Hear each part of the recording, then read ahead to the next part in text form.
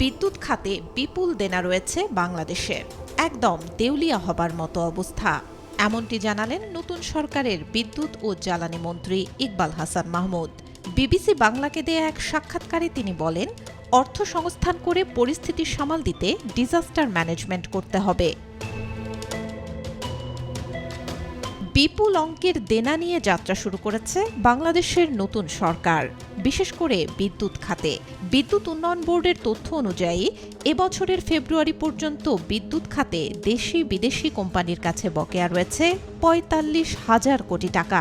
এই বিপুল দেনা সরকারের জন্য একটা বড় চ্যালেঞ্জ। বিদ্যুৎ মন্ত্রী বলছেন, বিদ্যুৎ পরিস্থিতি সামাল দিতে গ্যাস, কয়লা ও তেল ভিত্তিক বিদ্যুৎ কেন্দ্র চালিয়ে চাহিদা পূরণ করতে হবে। পরিকল্পনা আছে, তবে সবচেয়ে বড় সমস্যা বিদ্যুতে টোটালি ফিনান্সিয়ালি ব্যাংকরাপ্ট বা দেউলিয়া করে দেয়া হয়েছে। দেশের বিদ্যুৎ উৎপাদন সক্ষমতা থাকলেও নেই পর্যাপ্ত জ্বালানি। প্রাথমিক জ্বালানির সংস্থান করে বিদ্যুৎ উৎপাদন করাটাই এখন বড় চ্যালেঞ্জ। ইকবাল হাসান মাহমুদ বলেন, অনেক বকেয়া, অনেক দেনা পাওনা, জ্বালানি নেই, ইম্পোর্ট করতে হবে। মোট কথা হলো ভেরি কমপ্লিকেটেড, কাজ করে সমাধান করতে হবে। রোজার মধ্যে বিদ্যুৎ চালানো, সেচের সময় বিদ্যুৎ চালানোই এখন প্রায়োরিটি জানিয়ে বিদ্যুৎ মন্ত্রী বলেন, মানুষের কষ্ট যাতে কম হয় সেটার জন্য চেষ্টা করা হবে। কয়লা আনতে হবে, এলপিজি, এলএনজি আনতে হবে।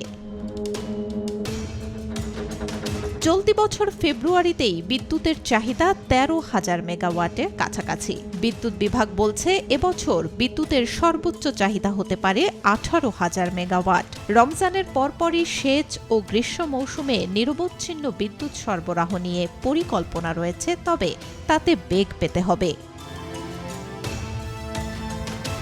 সরকার যত দ্রুত সম্ভব বকেয়া পরিশোধ শুরু না করলে গরমে চাহিদা মতো বিদ্যুৎ উৎপাদন করা কঠিন হবে বলে মনে করছে বেসরকারি বিদ্যুৎ কোম্পানিগুলোর সংগঠন Bangladesh independent power producer association BIPPA. জ্বালানি বিশেষজ্ঞরা বলছেন, সংকট কাটাতে সরকারের সব দিক বিবেচনা করে সিদ্ধান্ত নিতে হবে, কারণ জ্বালানি আমদানি সরাসরি ডলারের মজুদে প্রভাব ফেলে।